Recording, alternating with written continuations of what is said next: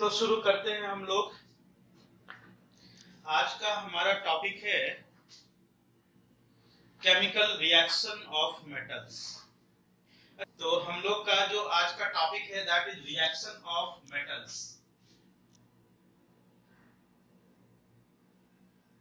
Reaction of metals. तो हमारी जो रिएक्टिविटी सीरीज है पूरी की पूरी रिएक्शन इसी पे बेस्ड है। इसी जो रिएक्शन ऑफ मेटल्स आप देखोगे तो मेटल्स के 6 रिएक्शन आपको पढ़ने हैं। सबसे पहला रिएक्शन आपको पढ़ना होगा ऑक्सीजन के साथ, फिर सेकंड रिएक्शन हम लोग पढ़ेंगे वाटर के साथ, थर्ड रिएक्शन हम लोग आएंगे एसिड के साथ, फिर उसके बाद हाइड्रोजन, क्लोरीन और अदर सॉल्ट्स। ये 6 रिएक्शन हैं जो मेटल्स के हमें करने हैं।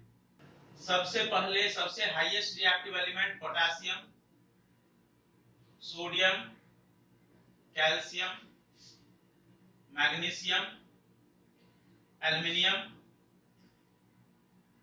Zinc, Fe, Pb, H, copper, mercury, silver, gold, platinum. ये रिएक्टिविटी सीरीज है। मैंने इसको याद करने का एक तरीका आपको इससे पहले भी बताया था, अभी फिर से एक बार बता दे रहा हूं। एक पैटर्न है जिस पैटर्न पे आप इसको याद कर सकते हो। केदारनाथ का माली आलू जरा फीके पकाता है। देखो ये मैंने नहीं बनाया है, ये किसी बच्चे ने ही मुझे बताया था। मैं उसी बच्चे का 3 साल से मैंने भी उसी बच्चे का फॉलो किया है, मुझे भी याद हो गया। तो जैसे जैसे हम ऊपर से नीचे आते हैं रिएक्टिविटी डिक्रीज होती चली जाती है। Reactivity decreases. सबसे ऊपर वाला जो एलिमेंट है पोटेशियम, ये हाईएस्ट रिएक्टिव है, ये हाईएस्ट रिएक्टिव है। और सबसे नीचे वाला आने वाला जो एलिमेंट है ये लोएस्ट रिएक्टिव है। ठीक है, ये लोएस्ट रिएक्टिव एलिमेंट है। अब ये हाईएस्ट रिएक्टिव एलिमेंट क्यों है, रीजन क्या है इसके पीछे, हाईएस्ट रिएक्टिव एलिमेंट होने के पीछे? Will donate electron most easily. सबसे इजीली इलेक्ट्रॉन डोनेट कर सकता है पोटेशियम, इसलिए पोटेशियम जो है वो हाईएस्ट रिएक्टिव होता है। और ये जो प्लैटिनम है दैट इज लीस्ट रिएक्टिव। क्यों लीस्ट रिएक्टिव? ये उतना सबसे कम इजीली इलेक्ट्रॉन डोनेट करेगा, मतलब यहां से इलेक्ट्रॉन निकालना सबसे मुश्किल काम है। Most difficult to lose electron, इसलिए ये लीस्ट रिएक्टिव है और ये हाईएस्ट रिएक्टिव है। जैसे जैसे हम ऊपर से नीचे, अगर आपसे पूछा जाता है why potassium is most reactive, तो आप क्या बोलोगे कि it will donate electron most easily, so it is most reactive element. ठीक है, यहाँ पे प्लैटिनम लीस्ट रिएक्टिव क्यों बोलोगे? Because it will have least tendency to donate electron, so it will have least reactivity. ठीक है, तो ये हो गया। अब जैसे जैसे आप ऊपर से नीचे आओगे रिएक्टिविटी कम होती चली जाएगी। तो इसी बेस पे जितने भी रिएक्शन अभी हम लोग पढ़ने वाले हैं, 6 के 6 रिएक्शन, सब के सब रिएक्शन इसी प्रिंसिपल पे बेस्ड होंगे। इसी ये जो सीरीज है ना, इसी सीरीज पे बेस्ड होंगे।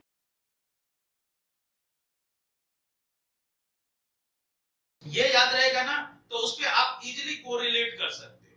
ठीक है, तो सबसे पहला जो हम रिएक्शन करने वाले हैं वो करने वाले हैं with oxygen. Reaction of metal with oxygen. तो सबसे पहले हम पोटेशियम में आते हैं। पोटेशियम जब ऑक्सीजन के साथ रिएक्ट करता है तो ये बनाता है K2O, पोटेशियम ऑक्साइड बनाया। अब ये जो पोटेशियम ऑक्साइड बनाया तो हमें ये भी पता करना होता है कि ये जो ऑक्साइड बना है इसका नेचर क्या है, एसिडिक नेचर है कि बेसिक नेचर है, ये भी हमें पता करना होगा। तो ये पता करने के लिए हम क्या करेंगे, K2O को वाटर के साथ मिक्स कर देंगे। जब वाटर के साथ मिक्स करेंगे तो यहाँ पे फॉर्मेशन होगी KOH की, पोटेशियम हाइड्रोक्साइड की फॉर्मेशन हो गई। अब आपको पता ही है कि पोटेशियम हाइड्रोक्साइड एक ऐसा सॉल्यूशन है जिसमें कि रेड लिटमस पेपर ब्लू में कन्वर्ट हो जाता है। तो पोटेशियम हाइड्रोक्साइड जो है का नेचर क्या हो गया, ये नेचर हो गया बेसिक नेचर। बैलेंस आप कर लेना बैलेंसिंग जो है इसमें थोड़ा टाइम लगेगा, तो हम लोग अगले रिएक्शन को आगे बढ़ाते हैं। इसलिए जो है ये बैलेंसिंग मैं नहीं कर रहा, आप लोग खुद से कर लेना बैलेंसिंग। अब जैसे ऊपर से नीचे आओगे, सोडियम, सोडियम को जब ऑक्सीजन के साथ रिएक्शन करोगे तो Na2O, बिल्कुल उसी तरह से Na2O को वाटर के साथ डिसॉल्व करोगे, ये फॉर्म कर लेगा NaOH। आपको पता ही है KOH और NaOH बहुत ही स्ट्रॉन्ग बेस होता है, इसकी नेचर भी क्या हो जाएगी, बेसिक हो जाएगी, ये भी बेसिक नेचर का है। अब जैसे जैसे ऊपर से नीचे आते जाओगे इसकी रिएक्टिविटी कम होती चली जाएगी। ये दोनों तो इतने हाईली रिएक्टिव एलिमेंट हैं। पोटेशियम और सोडियम के बारे में आपको पता होगा कि पोटेशियम और सोडियम जो है इतने हाईली रिएक्टिव एलिमेंट है कि हम लोग क्या करते हैं, इसको केरोसिन में डिसॉल्व करके रखते हैं। शायद सुना ही होगा, आप लोग सबने सुना होगा, पोटेशियम और सोडियम को हम लोग केरोसिन में डिसॉल्व करके रखते हैं। क्यों रखते हैं केरोसिन में डिसॉल्व करके? क्योंकि ये इतना हाईली रिएक्टिव एलिमेंट है, इतना इजीली इलेक्ट्रॉन डोनेट करता है कि ये इमीडिएटली एटमॉस्फेयर में प्रेजेंट ऑक्सीजन के साथ या अदर गैसेस के साथ रिएक्ट कर जाएगा। तो हम लोग इसको केरोसिन में रखते हैं। केरोसिन एक ऐसा लिक्विड है ना, जिस लिक्विड में कोई गैस इजीली डिसॉल्व नहीं हो सकती। तो जब कोई गैस इजीली डिसॉल्व नहीं हो सकती, इजीली डिसॉल्व नहीं हो सकती, तो क्या होगा कि वहां पे जो है रिएक्शन नहीं होगा। केरोसिन में कोई गैस डिसॉल्व नहीं होती, तो जब वहां केरोसिन में रखोगे तो वहां पर रिएक्शन नहीं होगा। लेकिन अगर आप इसको ओपन एटमॉस्फेयर में रखोगे तो इमीडिएटली जो है क्या होगा, एटमॉस्फेरिक ऑक्सीजन के साथ रिएक्ट कर लेगा, एटमॉस्फेरिक ऑक्सीजन के साथ रिएक्ट कर लेगा ये। इसलिए जो है हम लोग इसको कभी भी ओपन एटमॉस्फेयर में नहीं रखते। हर्षल, आपके बात का भी मैं आंसर दूंगा इसके बाद वाले टॉपिक में, आपके बात का आंसर है। नेक्स्ट आते हैं हम लोग कैल्शियम। कैल्शियम जब ऑक्सीजन के साथ रिएक्शन करेगा तो ये है कैल्शियम ये बनाएगा क्या, कैल्शियम ऑक्साइड। अब ये जो कैल्शियम ऑक्साइड है ना, अब जैसे जैसे आप ऊपर से नीचे आते जाओगे रिएक्टिविटी कम होता जाएगा, क्योंकि ये रिएक्टिविटी सीरीज में नीचे आ रहा है, तो रिएक्टिविटी कम होता चला जाएगा। जब रिएक्टिविटी कम होता चला जाएगा तो ये जो कैल्शियम ऑक्साइड है ये वाटर के साथ उतना इजीली डिसॉल्व नहीं होगा। डिसॉल्व होगा, बिल्कुल डिसॉल्व होगा, लेकिन ये उतना इजीली डिसॉल्व नहीं होगा जितना इजीली पोटेशियम ऑक्साइड और सोडियम ऑक्साइड हो जाता है। ठीक है, उतना इजीली डिसॉल्व नहीं होता है। ऑल्दो ये भी कैल्शियम हाइड्रोक्साइड की फॉर्मेशन करेगा, ये भी कैल्शियम हाइड्रोक्साइड की फॉर्मेशन करेगा। CaO + H2O CaOH whole twice बनता है। ये भी जो है वह उसी तरह से बेसिक है नेचर में, लेकिन ये वाटर में जो सॉल्युबिलिटी आप देखोगे, अब सॉल्युबिलिटी कम होती चली जाएगी। ओके, जैसे जैसे आप ऊपर से नीचे आओगे तो इसकी सॉल्युबिलिटी वाटर में कम होती चली जाएगी। तो अब इसके नीचे आ जाते हैं मैग्नीशियम। मैग्नीशियम ऑक्सीजन के साथ जब रिएक्ट करेगा तो ये फॉर्म करेगा मैग्नीशियम ऑक्साइड। लेकिन अगर आपको याद हो तो हमने फर्स्ट चैप्टर में फर्स्ट टॉपिक में आपको बताया था कि मैग्नीशियम ऑक्सीजन के साथ ऐसे रिएक्ट नहीं करता, इसको हमें क्या करना पड़ता है, बर्न करना पड़ता है, बाहर से हीट प्रोवाइड करनी पड़ती है, तब जाके मैग्नीशियम का रिएक्शन होता है। ऐसे रिएक्शन नहीं होता मैग्नीशियम का। अब आपको यहाँ पे क्या करना पड़ेगा, हीट प्रोवाइड करना पड़ेगा, तब जाके मैग्नीशियम का ऑक्सीजन के साथ रिएक्ट, बिल्कुल बर्न करना पड़ेगा, तब जाके इसका रिएक्शन होगा। और अब मैग्नीशियम ऑक्साइड को जब आप वाटर में डिसॉल्व करोगे, डिसॉल्व तो हो जाएगा लेकिन बहुत कम। अब जैसे जैसे ऊपर से नीचे आते जाओगे वैसे वैसे सॉल्युबिलिटी, पोटेशियम ऑक्साइड की हाईएस्ट सॉल्युबिलिटी थी वाटर में, सोडियम ऑक्साइड की उससे कम, कैल्शियम ऑक्साइड की उससे कम, मैग्नीशियम ऑक्साइड की उससे भी कम। अब वाटर में सॉल्युबिलिटी बहुत ही कम हो गई और मैग्नीशियम ऑक्साइड जो है ऑल्दो मैग्नीशियम हाइड्रोक्साइड बनाएगा लेकिन बहुत ही कम, बेसिक हाइड्रोक्साइड बनाएगा लेकिन बहुत ही कम बनाएगा। इसलिए मैग्नीशियम हाइड्रोक्साइड जो है ये वाटर में बहुत ज्यादा सॉल्युबल नहीं है। मैं ऐसा नहीं बोलता कि बिल्कुल सॉल्युबल नहीं है, सॉल्युबल है बट ये काफी कम है। बिल्कुल वही जो मैग्नीशियम रिबन एक्टिविटी थी उसमें हमने मैग्नीशियम रिबन को बर्न किया था ना। राघव आप चैट करके भी क्वेश्चन पूछ सकते हो, राघव चैट करके भी क्वेश्चन पूछ सकते हो अगर किसी क्वेश्चन में डाउट है, कोई चीज पूछना है तो, ठीक है, वो एक बेटर ऑप्शन होता है। तो मैग्नीशियम हाइड्रोक्साइड जो है that is milk of magnesia, that is MgOH whole twice. Aluminium, aluminium को जब आप ऑक्सीजन के साथ रिएक्ट करोगे तो अब देखो यहीं से हीट देना शुरू कर दिए थे, अब इससे नीचे जो भी एलिमेंट है सबको हमें हीट देना ही होगा, तभी जाके ये रिएक्शन होगा। यहीं से आप देख रहे हो, आप यहां से देख रहे हो मैग्नीशियम आते आते हीट देना पड़ गया, मतलब मैग्नीशियम से नीचे जो भी एलिमेंट है आपको हीट देना पड़ेगा, तभी वो रिएक्शन हो सकती है, नहीं तो रिएक्शन नहीं होगी। एल्युमिनियम को भी ऑक्सीजन के साथ रिएक्शन करने के लिए आपको हीट देना होगा और ये Al2O3 की फॉर्मेशन करेगा। एल्युमिनियम ऑक्साइड जो ये वाटर में सॉल्युबल ही नहीं है, it is not soluble in water, not soluble और very less soluble, very less soluble in water. तो अब हम क्या करेंगे, इसको ये फाइंड करने के लिए कि either this oxide is acidic और बेसिक, हम इसको दोनों के साथ रिएक्ट करेंगे, एसिड के साथ भी रिएक्ट करेंगे और बेस के साथ भी रिएक्ट करेंगे। अगर आप इसको एसिड के साथ रिएक्ट करोगे, HCl के साथ रिएक्ट करोगे, तो it will react to form AlCl3 plus H2O। क्या फॉर्म कर रहा है, देखो AlCl3 प्लस H2O। अब ये क्या है, एसिड है, ये क्या हो गया, वाटर हो गया, ये क्या हो गया, मेटल सॉल्ट है ये। तो देखो सॉल्ट प्लस वाटर ये एसिड है, तो ये जो नेचर आएगी यहाँ पे क्या नेचर हो जाएगी, बेसिक नेचर हो जाएगी। हमने पढ़ा ही है कि acid plus base will give rise to salt and water. लेकिन अगर इसी में Al2O3 का एक और रिएक्शन अगर हम कराएं, Al2O3 को अगर हम NaOH के साथ रिएक्शन करें तो NaOH के साथ भी ये रिएक्ट होता है और यहाँ पे फॉर्म होता है NaAlO2 फॉर्म होता है और साथ में H2O की फॉर्मेशन होती है। ये जो सॉल्ट है ये भी एक सॉल्ट है, इस सॉल्ट को हम लोग बोलते हैं सोडियम एल्यूमिनेट। इस सॉल्ट का नाम है सोडियम एल्यूमिनेट। ये एक सॉल्ट हो गया और साथ में यहाँ पे वाटर की फॉर्मेशन हो गई, ये हो गया बेस और ये हो गया। अब यहाँ पे अगर देखो तो ये नेचर क्या आ रहा है, ये नेचर एसिडिक नेचर आ रहा है ना। यहाँ पे आप क्या देख रहे हो, एसिडिक नेचर आ रहा है। यहाँ पे आपने क्या देखा, उसी Al2O3 का क्या नेचर आया, दिख रहा है आपको यहाँ पे बेसिक नेचर, और उसी Al2O3 का यहाँ पे क्या नेचर दिख रहा है, एसिडिक नेचर। तो Al2O3 जब एसिड के साथ रिएक्ट करता है तो बेसिक नेचर शो करता है, और वही Al2O3 जब बेस के साथ रिएक्ट करता है तो क्या करता है, एसिडिक नेचर शो करता है।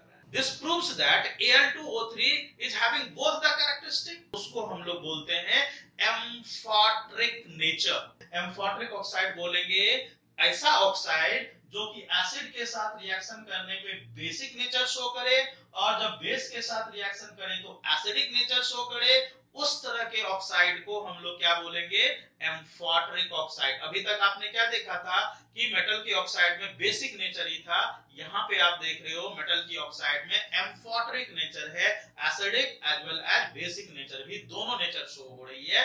That's why aluminium oxide is called as amphoteric oxide.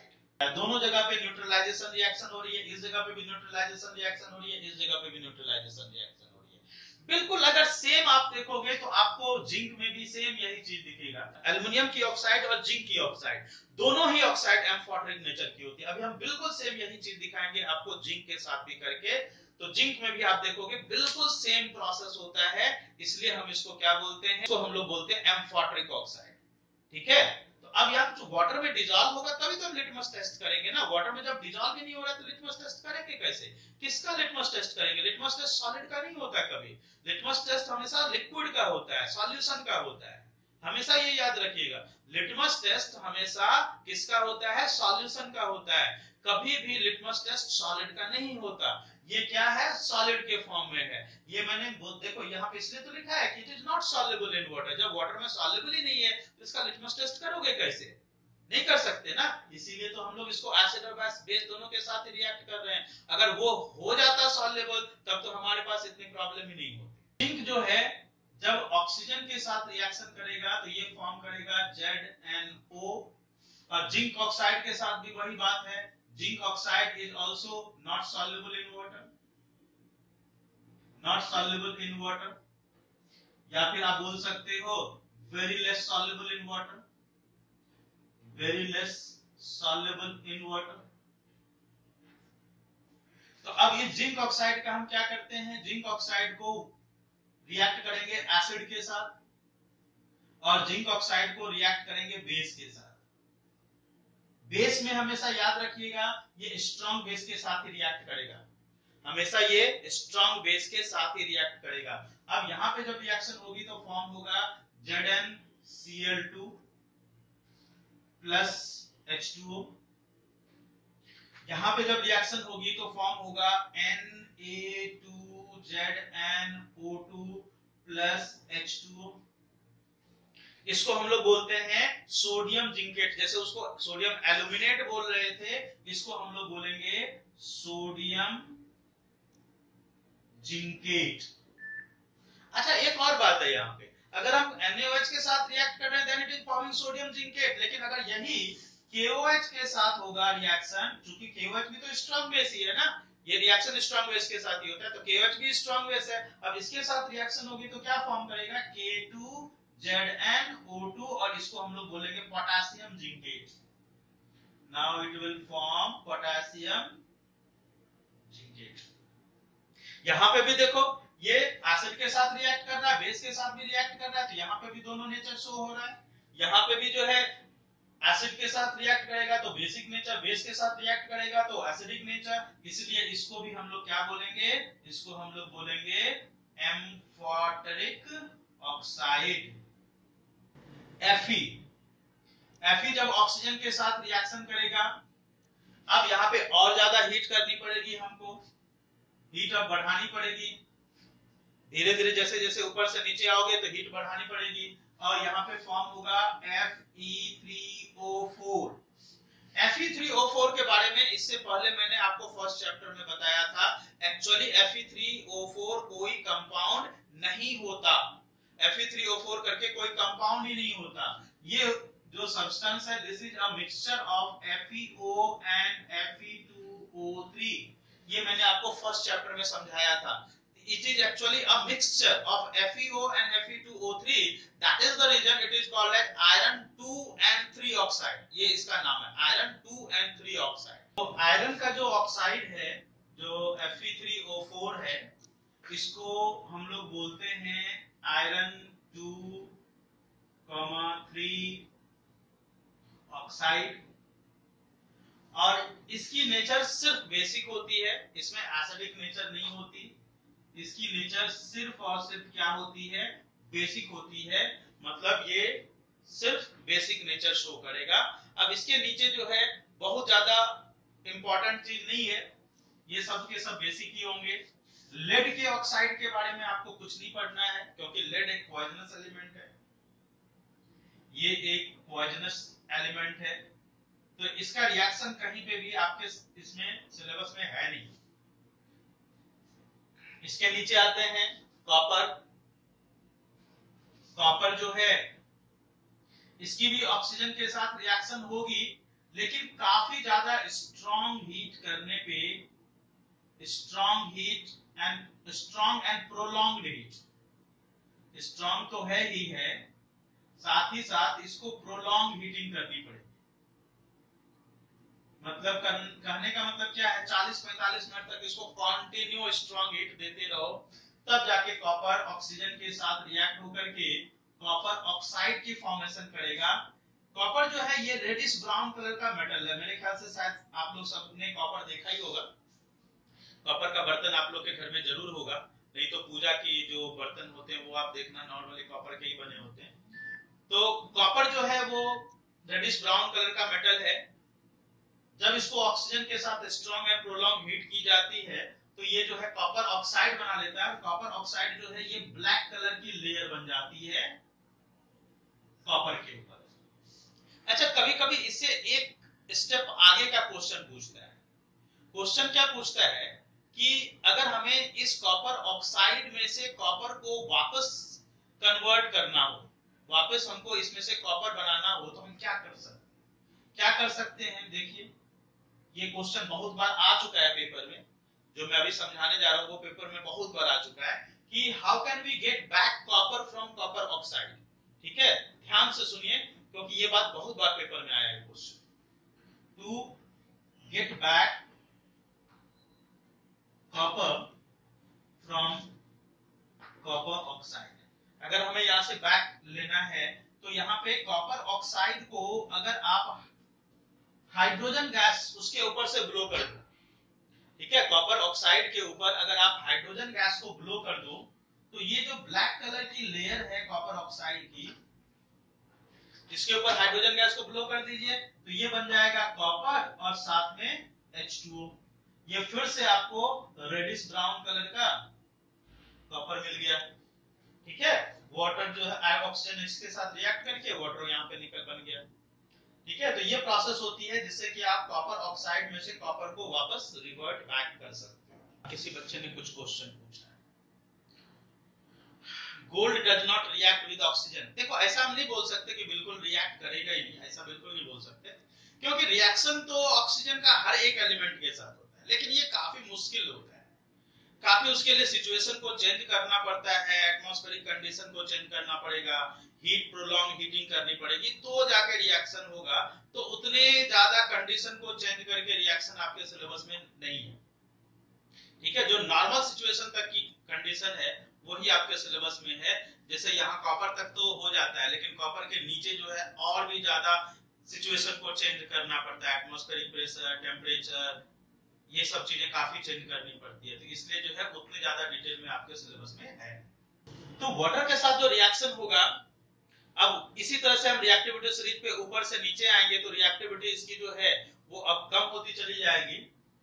सबसे पहले पोटेशियम, देखो वाटर में रिएक्शन करने से पहले एक बहुत ही इंपॉर्टेंट टॉप पॉइंट है जो आपको सबको याद रखना चाहिए।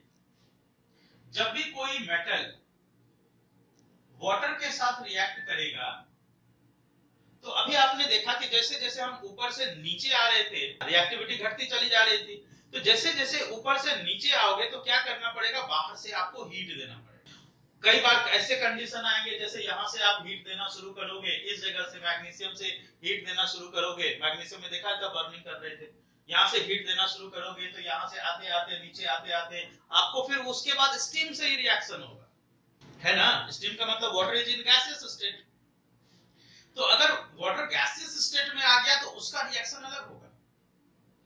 वही मेटल अगर लिक्विड स्टेट में वाटर के साथ रिएक्शन करता है तो उसका प्रोडक्ट अलग होता है, लेकिन वही वाटर अगर गैसियस स्टेट में वाटर के साथ रिएक्ट करता है, मतलब स्टीम के साथ रिएक्ट करता है, तो उसका प्रोडक्ट अलग होता है, दोनों का प्रोडक्ट बिल्कुल अलग अलग है। ठीक है, अब यही चीज आपको याद रखना है कि कौन सा मेटल लिक्विड वाटर के साथ रिएक्ट करेगा, कौन सा मेटल स्टीम के साथ रिएक्ट करेगा। अगर लिक्विड वाटर अगर लिक्विड के फॉर्म में है तो it is going to form metal hydroxide plus hydrogen gas. Okay, लेकिन वही मेटल अगर रिएक्शन करेगा किसके साथ, स्टीम के साथ, वही मेटल अगर स्टीम के साथ रिएक्शन करेगा तो क्या फॉर्म हो रहा है, वहां पे फॉर्म हो रहा है मेटल ऑक्साइड प्लस हाइड्रोजन, दो अलग अलग रिएक्शन। ठीक है, चलिए देखिए, मेटल अगर वाटर के साथ रिएक्ट कर रहा है, वाटर अगर लिक्विड के फॉर्म में है तो यहां पे फॉर्म होगा metal hydroxide plus hydrogen gas. लेकिन यही मेटल अगर स्टीम के साथ रिएक्शन करे, और स्टीम जब गैसियस फॉर्म में, स्टीम तो गैसियस फॉर्म में ही है ना, स्टीम गैसियस फॉर्म में है, तो वहां पे जो रिएक्शन होगा और वहां पे क्या फॉर्म होगा, वहां पे होगा metal oxide plus hydrogen gas. ठीक है, यही चीज का ध्यान रखना है, तो आपको पता चलेगा कि कौन सा मेटल ऑक्साइड बनाएगा, कौन सा मेटल हाइड्रोक्साइड बनाएगा, कौन सा मेटल दोनों बनाएगा। जैसे पोटेशियम है, पोटेशियम को जब हम वाटर के साथ रिएक्शन करते हैं तो पोटेशियम वाटर के साथ रिएक्शन करेगा तो वाटर के साथ ये इतना हाईली रिएक्टिव है कि इसको बाहर से हीट की जरूरत ही नहीं है, ये तो और ज्यादा हीट प्रोड्यूस करता है। यहाँ पे फॉर्म होता है KOH प्लस H2 और यहाँ पे और भी ज्यादा हीट प्रोड्यूस हो रहा है, साथ में इतना हाईली एक्सोथर्मिक है कि यहाँ पे हीट प्रोड्यूस हो रहा है। और अब देखिए यहाँ पे एक चीज और देखो क्या हो रहा है। हर्षल तुम्हारे क्वेश्चन का आंसर है, यहाँ पे देखो क्या हो रहा है कि ये जो हीट प्रोड्यूस हो रहा है और हाइड्रोजन गैस भी प्रोड्यूस हो रहा है ना। देखो सोचो क्या होगा, ये heat, this heat will start burning, this heat will start burning this hydrogen gas. यहां पे पॉपिंग साउंड नहीं होगा, यहां पे प्रोड्यूस होगा हिजिंग साउंड। अब इसका मतलब क्या हुआ, मैं बोल रहा हूं यहाँ पे पॉपिंग साउंड नहीं होगा बल्कि हिजिंग साउंड होगा। हिजिंग साउंड का मतलब क्या है और पॉपिंग साउंड का मतलब क्या है, पहले इसको भी समझिए। देखिए पॉपिंग साउंड मींस क्या, popping sound means explosive sound. Popping means what, it is a small explosion. तो अगर हाइड्रोजन बर्न हो रहा, हाइड्रोजन गैस कहीं प्रोड्यूस हो रहा हो, अचानक आप उसके पास बर्निंग मैच स्टिक लेके जाते हो तो इट विल ब्लास्ट। अचानक लेके गए ना, स्पॉन्टेनियस रिएक्शन है, स्पॉन्टेनियस जब रिएक्शन होगी तो इट विल ब्लास्ट। तो popping is a small blast. यहां पे स्पॉन्टेनियस नहीं है, यहां पे कॉन्टिन्यूअस प्रोडक्शन है हीट की, स्पॉन्टेनियस कॉन्टिन्यूअस।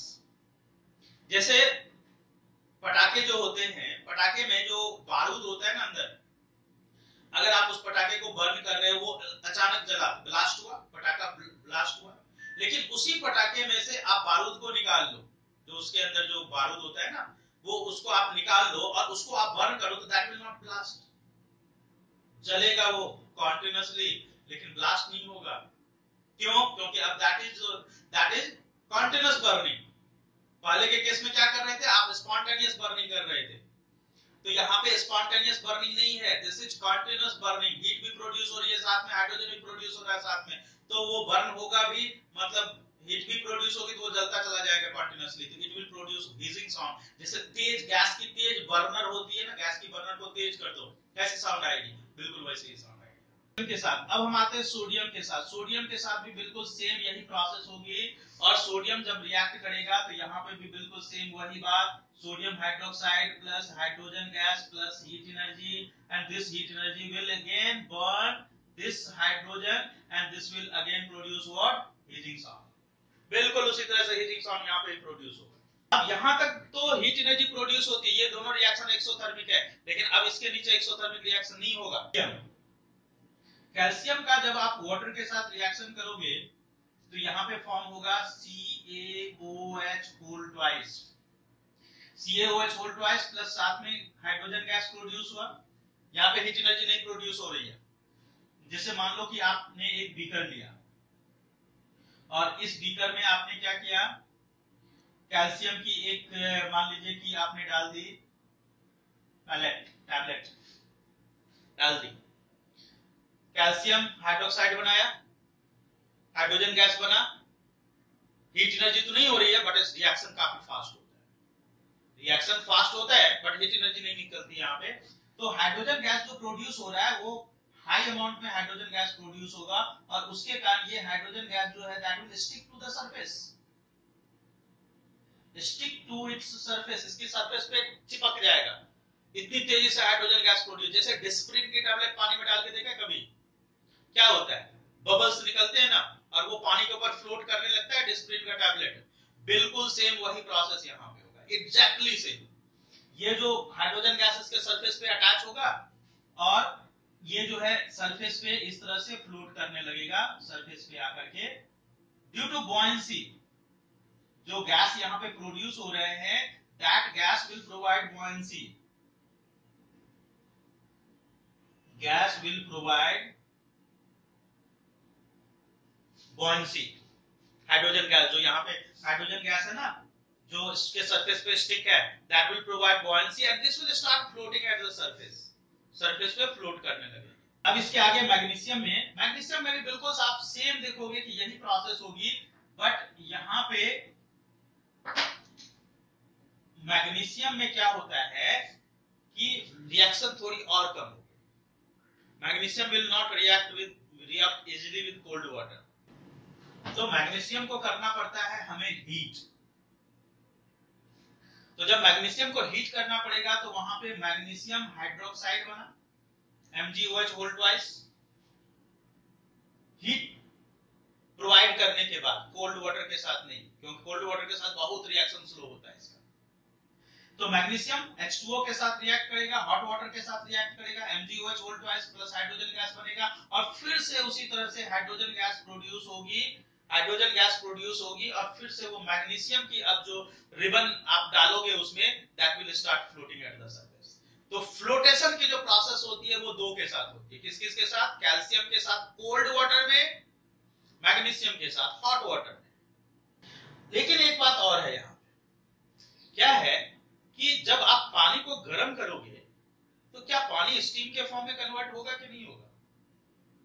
होगा ना, पानी स्टीम के फॉर्म में कन्वर्ट होगा। तो अगर पानी स्टीम के फॉर्म में कन्वर्ट होगा तो यहाँ पे मैग्नीशियम तो चलो लिक्विड वाटर के साथ रिएक्ट कर रहा है, लेकिन जब वही मैग्नीशियम वाटर के साथ रिएक्ट करेगा और वाटर जब गैसियस फॉर्म में आ जाएगी तो यहाँ पे अब क्या बनेगा? MgO प्लस H2 की फॉर्मेशन होगी। इस रिएक्शन में दो सब्सटेंस एक ही सॉल्यूशन में होते हैं। वहां पे मैग्नीशियम हाइड्रोक्साइड भी होता है उसी सॉल्यूशन में और मैग्नीशियम ऑक्साइड भी होता है उसी solution, same solution. Magnesium hydroxide भी होता है और मैग्नीशियम ऑक्साइड भी होता है उसी solution. Only product, only magnesium will form two substances in a single solution, magnesium oxide as well as magnesium hydroxide, same solution में दो चीजें बनाएगा। अब एल्युमिनियम कोल्ड वाटर के साथ तो रिएक्शन करेगा ही नहीं, हॉट वाटर के साथ भी नहीं करेगा। तो जब हॉट वाटर के साथ भी नहीं रिएक्शन करेगा तो रिएक्शन करेगा किसके साथ? ये रिएक्शन करेगा सिर्फ और सिर्फ स्टीम के साथ। ये सिर्फ स्टीम के साथ रिएक्शन करेगा और जब सिर्फ स्टीम के साथ करेगा तो वहां पे सिर्फ Al2O3 प्लस H2 की फॉर्मेशन है। ठीक है, वहां पे सिर्फ क्या फॉर्म होगा? Al2O3 और साथ में H2 की फॉर्मेशन होगी। अब यहीं से शुरू हो गया स्टीम के साथ, तो अब इसके साथ जो भी वही होगा, स्टीम के साथ ही रिएक्शन होगा। स्टीम के साथ जब रिएक्शन होगा गैसियस फॉर्म में, देखिए मेटल ऑक्साइड बनेगा, ZnO बनेगा और साथ में H2 गैस बनेगा। और नीचे आइए, आयरन में तो और भी ज्यादा आपको करना पड़ेगा।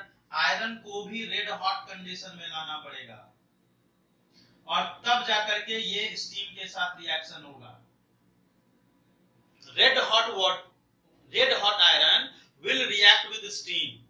रेड हॉट, इसको भी गर्म करना पड़ा, तब जाके वाटर के साथ रिएक्शन होगा और वाटर के मतलब स्टीम के साथ रिएक्शन होगा और यहाँ पे बनेगा Fe3O4 और साथ में H2 गैस।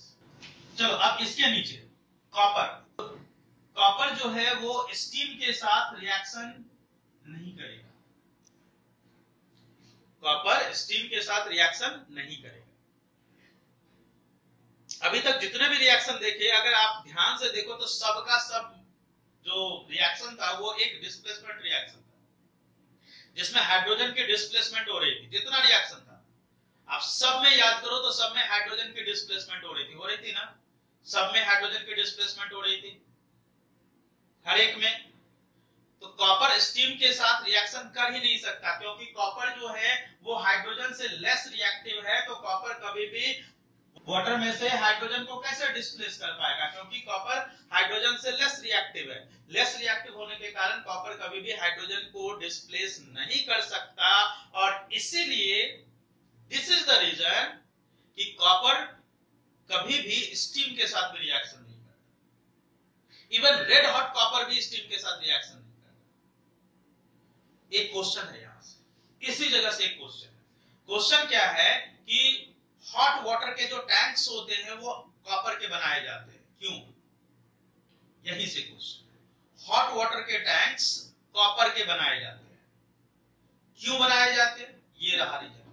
कॉपर डिस्प्लेस नहीं कर सकता वाटर। बिल्कुल, कॉपर जो है will not react even with steam. This is the reason copper के बेस बनाए जाते हैं हॉट वाटर टैंक्स। क्लियर हुआ सबको ये पॉइंट? याद रखिएगा, वेरी इंपॉर्टेंट क्वेश्चन पेपर में आ चुका है, पिछली बार किसी स्कूल के पेपर में आया था। ओके, तो जब कॉपर ही नहीं रिएक्ट करेगा तो इसके नीचे के कोई भी एलिमेंट, कॉपर हो, मरकरी हो, सिल्वर हो, गोल्ड हो, प्लैटिनम हो, कोई भी नहीं रिएक्ट करेगा स्टील के साथ। ओके बच्चों, तो ये हो गया reaction of the metal with water हमारा कंप्लीट, और आज का टॉपिक हम यहीं तक रखेंगे। इसके बाद नेक्स्ट हमारा एसिड है, जो कि हम लोग अगली क्लास में